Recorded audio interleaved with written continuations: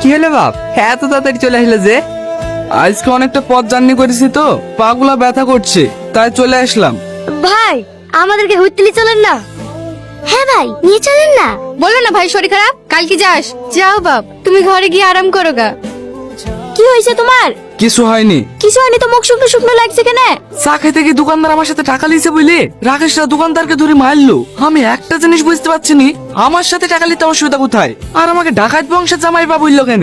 ডাকাত বংশের জামাইকে ডাকাত বংশের জামাই বলবে না তো কি বলবে? তোমার আব্বা ডাকাত? আর একটু আগে তোর বললে যেটা বললে সেটা সত্যি? হ্যাঁ, এই গ্রামে সবাই আমাদেরকে ভয় করে চলে। আব্বুর ওপর দিয়ে কেউ একটাও কথা বলে না। শুই বললা যে খাবা না? না, সব থাকলো আমার পেটেই ডাকাত পড়ে দিয়ে দিল। আজকে একটা বড় হাত মারতে হবে। হ্যাঁ, তো রাতে বাইরে যে বাপ। একটু বাথরুমে যেতাম। ও যাও। কি হলো বাপ, বাথরুমে গেলে না যে?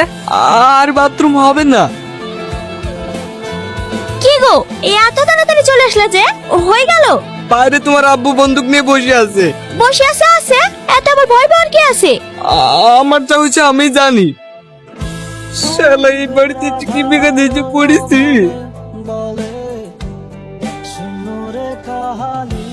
কি হলো, ব্যাগ গুছাছে যে? আমি আর এক মুহূর্তে এই বাড়িতে থাকবো না। কাল রাতের কথাটা তোমার আব্বু আজকে বলছিল। কি সব আবার তুমি বলছো? আমি যেটা নিজের কানে শুনেছি সেটাই বলছি। তোমার মন গেলে আসো, আমি চললাম। কোথাও যাচ্ছে নাকি বাপ? না না, আমি আবার কোথায় যাব? ও চলো খেলি বা। কি হলো, দাঁড়িয়ে থাকলে যে? চলো। কে রে? কে ঢুকলি ভিতরে? তাড়াতাড়ি বাইরে আয়, নাহলে কিন্তু দরজা ভেঙে ফেলবো। খোল খোল বলছি গেট। এ সাল্লু, তাড়াতাড়ি গেটটা ভাঙ।